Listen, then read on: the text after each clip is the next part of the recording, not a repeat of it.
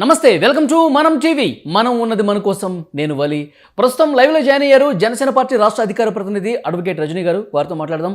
రజనీ గారు నమస్తే అండి. నమస్తే అండి. రజనీ గారు, వైసీపీ 4 జాబితాలు చేసినాయి. టీడీపీ జనసేనకు సంబంధించి ఒక్క జాబితా కూడా రాలేదు. మొన్న ఈ మధ్యన 2 స్థానాలు ప్రకటిస్తే వివాదం చెలరేగిన విషయం మనకు తెలిసిందే.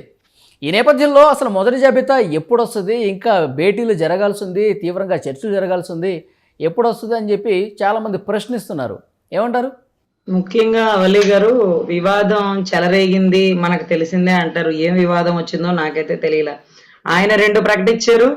అదే రకంగా ఒత్తిళ్లు మీకే కాదు మాకు కూడా ఉంటాయని మా నాయకుడు 2 సీట్లు ప్రకటించారు.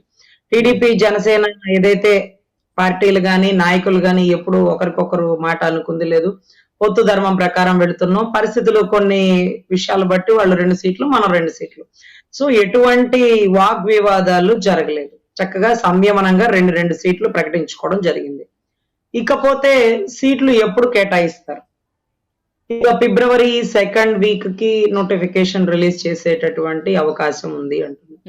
సో ఫిబ్రవరి 1st వీక్ లోనే ఏదైతే ఆల్రెడీ సీట్లు అనేవి డిక్లేర్, అవి బయటకి అనౌన్స్ చేయడానికి, అవి అనౌన్స్మెంట్ వచ్చాక కొంతమంది వ్యతిరేక వర్గాలు తయారవుతారేమో. ఎందుకంటే ఇప్పటి వరకు మాకు సీట్ వస్తుంది అంటూ లక్షలు ఖర్చు పెట్టిన వాళ్ళకి ఈ రోజు వాళ్ళకి సీట్ లేదు. ఎందుకంటే డబ్బులు ఖర్చు పెడితే సీట్లు వచ్చే పరిస్థితులు కాస్త తగ్గినాయి.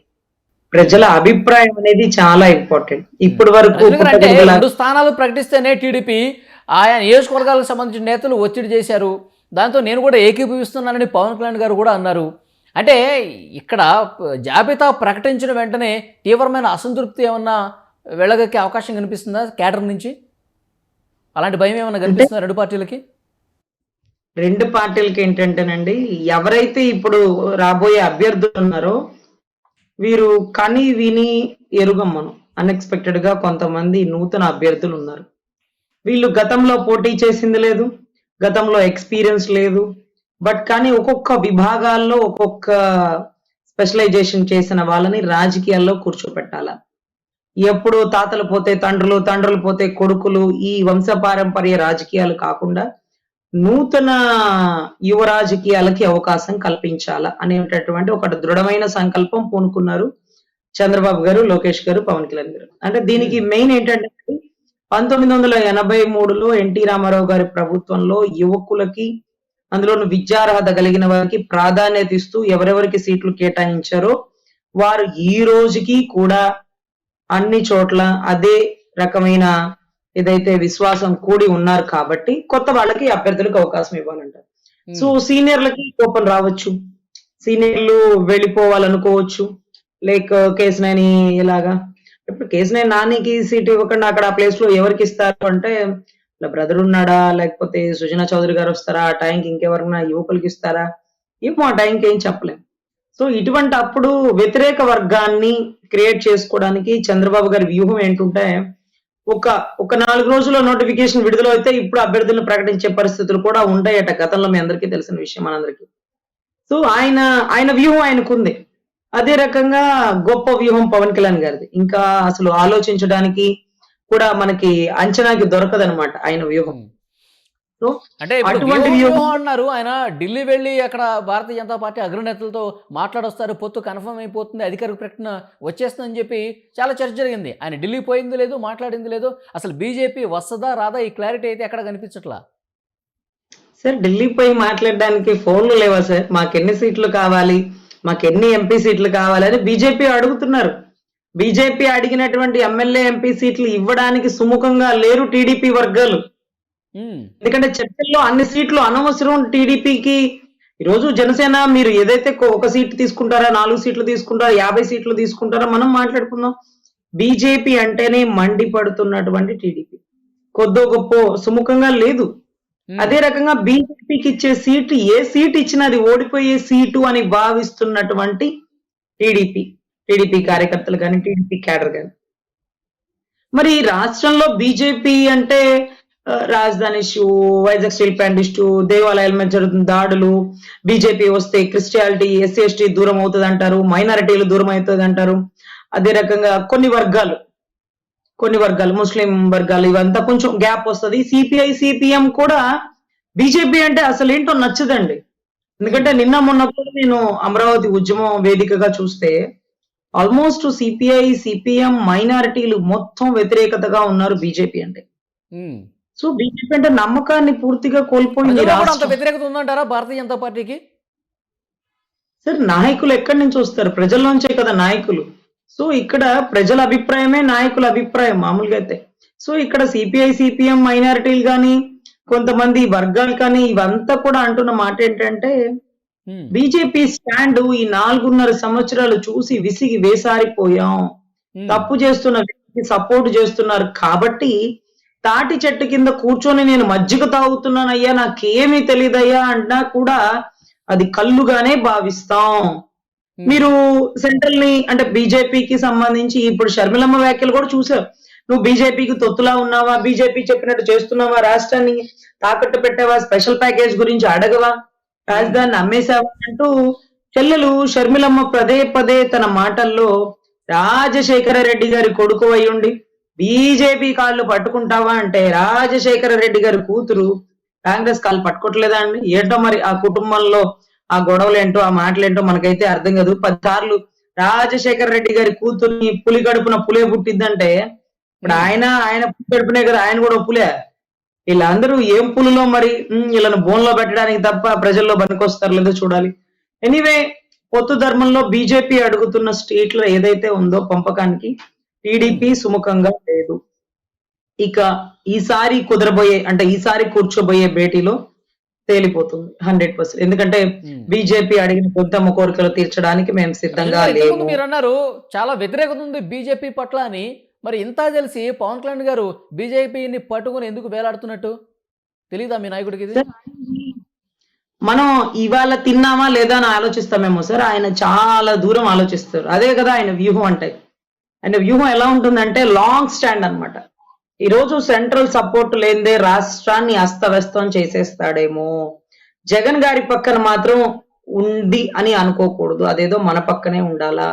ఏదైతే టీడీపీ జనసేన కూటమి ఎలా కలిసిందో గతంలోనే జనసేన బీజేపీ కూటమి అలా కలిసి ఉంది కాబట్టి సెంట్రల్ లో ఒక అద్భుతమైన నాయకుడు, బట్ స్టేట్ లో ఫెయిల్ అయి ఉండొచ్చేమో కొద్దో గొప్ప.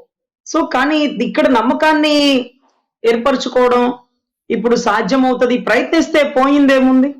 ప్రయత్నిస్తే ఇవాళ కాకపోతే రేపైనా రాష్ట్ర ప్రజలకి నమ్మకాన్ని కల్పించవచ్చు. కానీ బీజేపీ లేకుండా జనసేన అడుగు కూడా వెయ్యదు.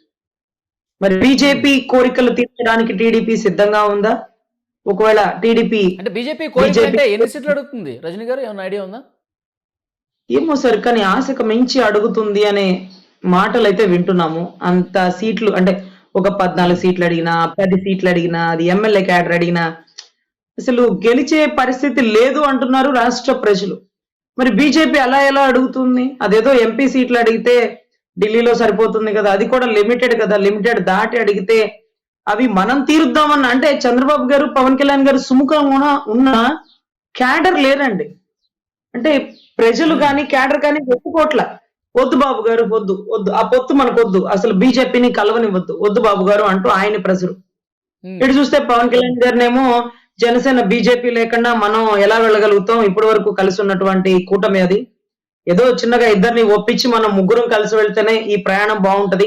బీజేపీని వదిలేసి మనం టీడీపీ జనసేన కలిసి వెళ్ళడం వల్ల మనకి ఇబ్బంది జరిగే అవకాశం ఉంటది. బీజేపీని తీసుకునే మనం ప్రయాణం చేయాలా, బీజేపీ రావాలి, బీజేపీ స్వాగతిస్తున్నాము అంటూ ఏదైతే జనసేన స్టాండ్. అదే రకంగా ఇప్పుడు ఈ 2 రోజుల్లో భేటీలు ఉన్నట్టు తెలుస్తుంది చంద్రబాబు గారు పవన్ కళ్యాణ్ గారు. మరి బీజేపీ వస్తుందా రాదా అన్న విషయానికి సంబంధించి క్లారిటీ రావాల్సిన అవసరం ఉందని అభిప్రాయం మీ కేడర్లో కూడా ఉంది. తేలిపోతుందంటారా మరి? 100% బీజేపీ వస్తుందండి. ఖచ్చితంగా టీడీపీ జనసేన బీజేపీ కలిసే ప్రయాణం అది పక్క. బట్ ఎన్ని సీట్లలో అనేది తేల్చుకోవడం అనేది కొంచెం ఆలోచనాప్రాయం, ఇంకా డిలే అవుతా ఉంది. బట్ ఎనీవే ఏదైతే పవన్ కళ్యాణ్ గారి స్టాండ్ చాలా గొప్పదండి. ఎందుకంటే సెంట్రల్ మన పక్కన లేకపోతే రేపు రాష్ట్ర అభివృద్ధికి ఇప్పుడు మరి ఉమ్మడి ఏమాత్రం మేనిఫెస్టో టీడీపీ జనసేన మాత్రమే ఉంటుందా, బీజేపీ కూడా ఉంటుందంటారా? వస్తుంది సార్, జాయిన్ అవుతుంది. లాస్ట్ పంచ్ ఆగండి.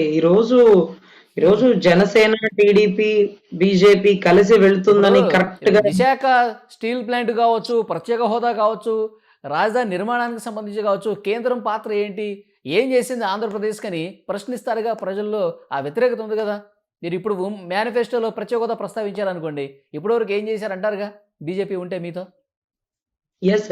కానీ ఇకపైన బీజేపీ కలిసి రావాలి అంటే కొన్ని రూల్స్ అండ్ రెగ్యులేషన్స్ ఉంటాయి. వైజాగ్ స్టీల్ ప్లాంట్ తాకట్టు పెట్టనివ్వకూడదు. అదే రకంగా అంటే రాష్ట్రానికి ఇచ్చేటటువంటి ప్యాకేజ్‌లో క్లారిటీ ఉండాలి. అదే రకంగా పోలవరానికి విడుదల చేయాల్సినటువంటి నిధులు ఏదైతే ఉందో దాంట్లో జాప్యం చేస్తున్నారు. అదే రకంగా ఏకైక రాష్ట్ర రాజధాని అమరావతిగా, అదే రకంగా అమరావతి డెవలప్‌మెంట్‌కి సెంట్రల్ ఇవ్వాల్సినటువంటి ప్రతి ఫండు. వీటన్నిటికంటే మించి పక్క దేశాల నుంచి కంపెనీలు తీసుకొచ్చే నేపథ్యంలో సెంట్రల్ సపోర్టు. వీటన్నిటికంటే మించి కొన్ని పనికిమాలినటువంటి పెండింగ్ కేసుల్ని క్లియర్ చేయమంటూ అభ్యర్థన. సో ఇవన్నిటికి కూడా బీజేపీ స్టాండ్ కరెక్ట్ గా నిలబడితే హ్మ్. బీజేపీ అనుకున్న సీట్లన్నీ కాకపోయినప్పుడు కంటే ఏదో కొన్ని సీట్లు ఇచ్చి 100% బీజేపీని కలుపుకొని వెళ్ళడమే రాష్ట్రానికి శ్రేయస్కరం. ఎందుకంటే బీజేపీ సపోర్ట్ లేకపోతే ఎలక్షన్ రచ్చరచ్చగా చేయగల సమర్థుడు గౌరవ జగన్మోహన్ రెడ్డి.